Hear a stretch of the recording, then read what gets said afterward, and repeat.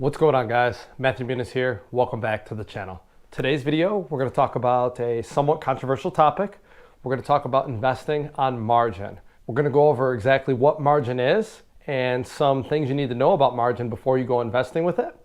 And then we're going to talk about the pros, the cons, and lastly, we're going to talk about my personal margin investing strategies. And hopefully, after this video, you'll understand a little bit more about margin and you can make an educated decision on whether you should implement this into your own investing strategies. But before we go into the video, we do need to disclose that this is just my opinion and I'm not a financial consultant. So I'm not telling you what to do. I'm just letting you know what I do and what I personally think. It's up to you guys to make your own investing strategies. So let's get right into the video.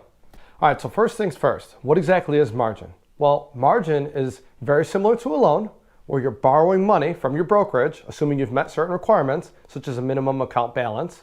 You're borrowing money to have a higher purchasing power and purchase more securities, stocks, crypto, index funds, whatever it is you're investing in. You do have to pay interest on the money you borrow. However, there is not a certain payback schedule. The payback is based on when you want to pay it back or you want to stop paying interest, or if you receive what's called a margin call. We're going to talk about that when we give an example. A lot of people don't invest on margin, but that's because everyone has a different amount of risk that they're willing to take on. Because the great thing about margin is you can potentially amplify your gains. However, there is risk that you could also amplify your losses. Now, margin can be pretty tricky for people to understand. So we're going to walk through a specific example and I'm going to describe every step of it. Okay, so let's do an actual example. So let's just say we have a stock that we really believe is going to go significantly up in price. So we're going to put $10,000 down in cash. Okay. Now, the Federal Reserve has an initial margin requirement of 50%. That means that your total investment that you want to purchase needs to have at least half of that in equity. So if we have $10,000, we can actually purchase up to $20,000 using $10,000 of margin. So let's just say we go ahead and do $10,000 of margin. Now, I wouldn't recommend this, but we're just going to use this for the example. So our total investment is $20,000 right at the start, and our initial investment was $10,000. We have a margin maintenance requirement because it's considered a low volatility stock of 25%. Now this is set by the brokerage, and Robinhood typically uses around 25% for low volatility. And then as you go higher, such as crypto or meme stocks, it can go 50% and even 100%. So the maintenance value is the amount of money that your total balance cannot drop below, otherwise you're going to receive what's called a margin call. So a margin call is when your brokerage reaches out to you and lets you know that you need to put some cash back into your account in order to raise that portfolio value above the margin maintenance, or they're going to force us to liquidate some of our stocks, which we don't want to happen. So this is just a maximum example, but let's just imagine that the investment went up by 50%. So our total investment was now $30,000. We have the option to pay back the margin. We could give our $10,000 back, and all of a sudden we're left with $20,000. So we actually doubled our initial investment. So this is what people mean when they say, well, when you invest on margin, you can amplify your gains because you have more purchasing power. That's one of the benefits, which we'll go over when we talk about the pros.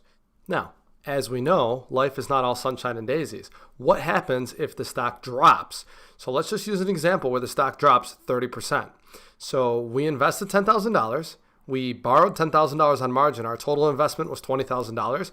However, after the 30% drop, our new portfolio value is only $14,000. Well, we still owe $10,000 in margin. So we still owe that money to the brokerage. Our actual cash equity is only $4,000. So we lost $6,000 when in reality we would have only lost $3,000 if we hadn't invested in margin. And on top of that, by dropping to $4,000, we went below the margin call. So now the brokerage is saying, you need to pay us that money or we're going to liquidate your stocks to pay back this margin. You don't want that to happen. So we looked at a maximum example, but now let's look at a more conservative approach. We don't want to be greedy because we don't want to get margin called. Let's just say we really believe the stock is going to go up. We put in our $10,000 cash. We know that we can invest an extra $10,000 on margin, but we're only going to do $2,000. So our total investment is $12,000. We do have to pay interest on the $2,000 there, but we're invested $12,000. Our maintenance requirement is now $3,000. The stock drops 30% just like before. However, our new portfolio value went from $12,000 to $8,400. We still owe $2,000 in margin because that's what we borrowed. Our total equity is $6,400.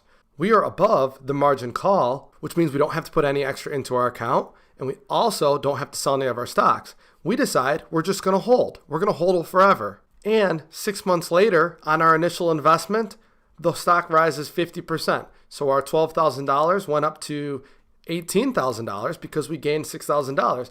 Yes, we had a minor hiccup in the beginning, but it didn't affect us because we weren't margin called. We weren't greedy. So with this example, we were able to ride through the dip, keep chugging along, keep holding, and all of a sudden, at the end, we reach prosperity. So now that we've given you some examples of how margin works and how you can utilize it, let's talk about the pros and cons. We're going to start with the pros. So the first benefit is you're able to borrow money to grow your portfolio.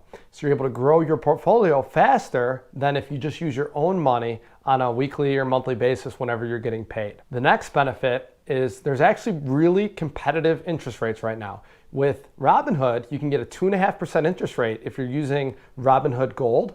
And with M1 Finance, if you have their premium plan, you can get a 2% interest rate, and there's actually brokerages that offer even lower, such as Interactive Broker. So extremely low percentages when you compare that to the typical gain of the S&P 500. If we can guarantee an 8% gain, but only have to pay 2.5%, well, that's 5.5% that's gonna go into our pockets at the end of the day. It would seem like a win-win situation.